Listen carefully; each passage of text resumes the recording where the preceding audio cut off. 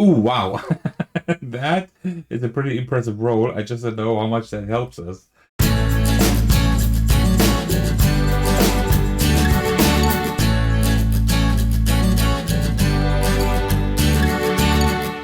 Hey everyone, this is Thecos, and today I will be previewing Roll4Rum that is currently being funded on Gamefound. Actually, the campaign is over, but there is still time for late pledge, so you can still late pledge for the project for quite a while. This is a pretty neat roll and write by Florian Fiedler, who has asked me to preview the game, and of course, I'm always up for videos like that, and I know you enjoy those as well. So here you embark on a journey across like dangerous seas, uncharted island, and thrilling encounters. So it's like a pirate roll and write. We start down here, and we need to go to the X, but only after we have visited 5 ports. So before we get started, grab yourself a cup of tea and let's go. It's a little bit too hot, but that is okay. So how I will structure today's video is as follows. First, I will give you a rough overview over how this game works. Then I will do my demo playthrough, just playing a few rounds to show you like the gist of the game. And then I will give you my first impressions of the game. As usual, I have included timestamps in the video, so you can just jump to whatever part you like the most. So let's jump into how this game is like roughly played. So what we see here is, first of all, we have the map here. Up here, we have our dice placement area, so to speak. Then here we have everything that is important like for the port. Here when we like actually are in a port, and then here we have like all our rum points. These are important for the points at the end of the game. Here down here we track like everything that we collect. Down here we see like how we get loot, and here this is like our solo mode tracking. I will get to that a little bit later. This game is like pretty simple. You just roll 3 dice and then you distribute them up here to these 3 areas here: Fate, Sail, and Torrent, right? So, for example, I could place a 1 here, a 4 there, and a 3 there. And then we do like these 3 things in order. The fate just means that something happens, like depending on what die I put there. Could be good things, like that we can change directions 1 more time, but it could also mean that we just get like things, get like specific things here, or we have to pay coins, we get more fish, we have to pay fish, things like that, right? The second die denotes like how far we must sail. For example, with the 4, we must sail 4. At the start, we are here, so I could go 2 here. Always in a straight line, but we can change direction once. That means like I could go 2 here, change direction, go here, right? But we can only change direction like 60 degrees. That's very important. Okay, so and then the third one here is the torrent. That means like how far this whirlpool here in the middle expands, right? And that is always the number of the die plus 1. That means for the 3 would be 4. So 1, 2, 3, 4. It expands along this dotted line here, right? That is like almost everything that we do. And then we just start a new round, right? And we do that until we end the game. I will get to that a little bit later. What we do during the game is we just collect like all of this stuff here that you see like in this dark gray color along the sea here. We can collect coins. We mark them here. We collect fish. We mark those here. We can collect rum points. We mark those up here. These are very important for our score at the end of the game, right? We can collect flotsam right here. That one is important for repairing our ship for specific actions. If we ever need to spend flotsam, we don't have any, we immediately lose, which is pretty bad. Also, we have these ports here. These ports have like 4 numbers in them, but for solo play, only the first number is relevant. In a multiplayer game, you would gain these points depending on like how many players have actually gone to the port to the harbor before you, right? So the first player always gets like the large number, and the second player the second number, the third player the third number, and so on. In a solo game, it's just the first number. And when we go to a port, first we need to pay 1 fish for each crew member that we have. We don't have any, great. And then we can spend either 1 gold to get 2 fish, or 1 crew, or 1 flotsam, or we can spend 3 fish for 1 crew. That's what we can do at a port, right? And what we can also do is we can collect these treasure chests or fight these tentacle monsters here, these sea monsters, right? If we fight a sea monster, let me start there first. We need to have like this much crew. So for example, here is a 2. So we need to have 2 crew. We just cross these off. And then down here we check 2 crew gives us 2 chests. That means we just roll 2 dice and get the loot here. We get loot for every number except for the 6. Also, if we just go on a treasure chest here, if we just collect one, then we can just roll a die for loot, right? And we always like collect this stuff here if we just go over the spot, over the hex. We don't really need to stop there. We always need to go the full amount of sail, as I said, except if we go into a port or into a monster, then we just stop there and nothing bad happens. But if we go into a cliff or into the edge of the map and we haven't spent all our dice yet, then we need to spend as much flotsam as there are still movement points left, right?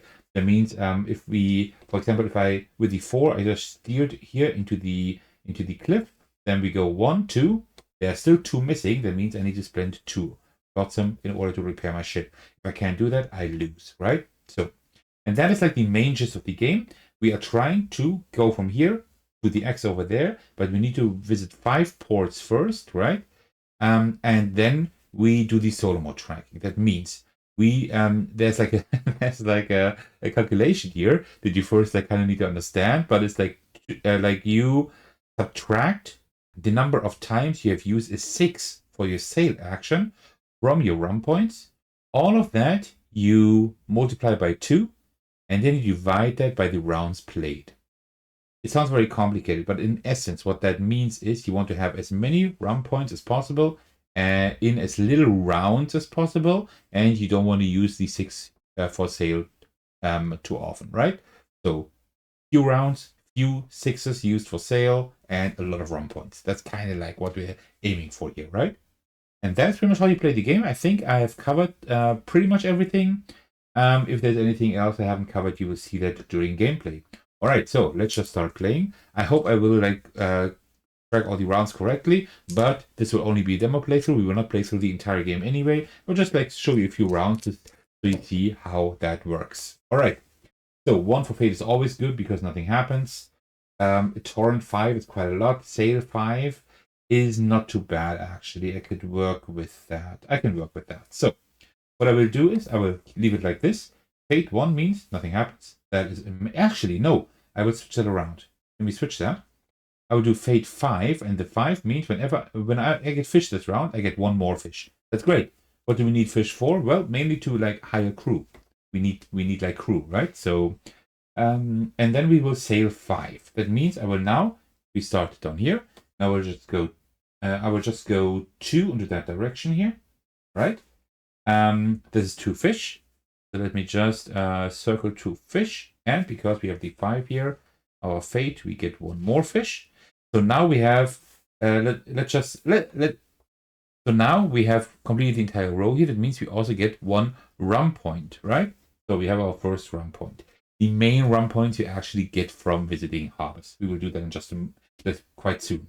So we still need to sail 3 more. I would have to go straight ahead, but we can change direction once. That means I just go 1, 2, 3 over here. There's a coin that we will also circle that we collected. All right. Torrent is 1 plus 1. So we now extend the whirlpool here. 1, 2, 3. Oh, that's too much. Only 2. All right. I already made the first mistake. Let's just, next round, we just do 1 less. That is fine. Okay. And that was round number 1. That is how you play. Right? But let's just do a few more rounds because there are a few things that I haven't really shown you yet. 1, 5, 4. Okay. I would like to go into the harbor actually, right? Because we need to like visit harbors, right? The issue we have here is that our course is set here, right? So we can do 1 course correction, sure. But that means we can't get to that port at the moment, right? So that is not really possible. So what we could do is we could just continue up here and then go to the ports over here. I think that might be a good idea, right? So can we get any fish this round? 1, 2, we could. We could get fish. That means it would make sense to make a 4, 5 again here. 1, 2, 3, 4. Yeah, that would make sense. We did it like this, right? So that means we would have a 5 here. So we get fish, we get more fish. 1 more fish. Then we do 4. Let's see. So we continue 2 here, and then we do 1 course correction up here. So we get 1 fish plus 1. That means 2 fish. That's good. That's good to have. And then torrent is 1 plus 1. but we already have one from last round that I did too many, right? So we just add one more like this. You see that it's like this spiral here where this extends. Okay, that was round number 2. All right, let's do maybe a port action and a sea monster action, so I kind of have seen those as well. Yeah, actually, I want to go into this port here. I don't need a course correction, but I will still do it like this. So we get one extra course correction, right? Either I can use it this round, but I can also like store it for later, which I will do here, right? Like this. And if we have 2 course corrections, we can actually do a 120-degree course correction. Okay, and then here with the 6, I will just go 1, and then I will do a course correction over here and go into that port. The rest of the die value will just be gone, and we don't really need that. So we're in the port now. First, we need to pay 1 fish for each crew member that we have, but we don't have any yet. The captain, which is us, doesn't count. So we get 7 rum points here for having visited that port. That's very cool. And then we can now spend our gold to do things. I don't really have a lot of gold, right? I will spend 3 fish like this. 1, 2, 3 for 1 crew member. And then we'll spend 1 gold, I think, for another crew member. So like this. I think that's fine. Flotsam, we have 2. I don't hope we need any soon, so that is fine. I think that is just fine. Yeah, that's it. When we start next round from the port, we can go into any direction, right? Same with the sea monster. Okay, torrent, 2 more, 1 + 1, right? So let's just do it like this and like that. Okay, and that was round number 3. Now we just continue. Ooh, wow. That is a pretty impressive roll. I just don't know how much that helps us. So we have a 6 here. That means for each gold we have, we need to spend 1 rum point, but we don't have any gold. It's good that we spend it. Then we need to go 6 here and the torrent 6. Okay, so we sail for 6. So I will sail 2 into this direction here, and the rest I will just sail into this direction with our course correction in order to face the sea monster. So now we face that one. That means now we need to spend 2 crew, which we have. Now we can roll 2 dice for loot. So let me just take this die here. That's a 2. That is 2 coins. And then we get a 5, which is a coin and a rum point. Very cool. And torrent 6 + 1, that's 7. So we need to draw quite a lot of swirls here. And the swirls means that this is like we can't go in there, right? Without being hurt. So how many did I just draw? 1, 2, 3, 4, 5, 6. 1 more, I think. I'm not quite sure, but I think so. All right, there we go. So you see this like getting larger and larger. And yeah, and I think this is pretty much everything you needed to see. There isn't a whole lot more. Like one thing that I haven't explained yet is like this fog here. The fog just means you can't do a course correction in there, right? You have to just continue on, and the rest is pretty much like the same. I haven't collected any flotsam yet, and I haven't collected any rum points, but you also just track that here. And then when we at the end have like our 5 ports and we end at the X here, we then do like this calculation, right? So we do our rum points minus how often we use the 6 for sale, for example, this round, right? Then we multiply that by 2 and then divide it by the number of rounds played. And then we try to get like a good score, right? There isn't a scoring table as far as I know, but there have been changes in the meantime. The rulebook has been done better, and there have been like a lot of changes, and maybe there even is a scoring table at the moment. I'm not 100% sure. But yeah, let me now give you my first impressions of the game, and then I will say a few more things like what you actually get when you back the game. So I really like the simple gameplay here. You just roll 3 dice, and then you just move and draw like the whirlpool here further out.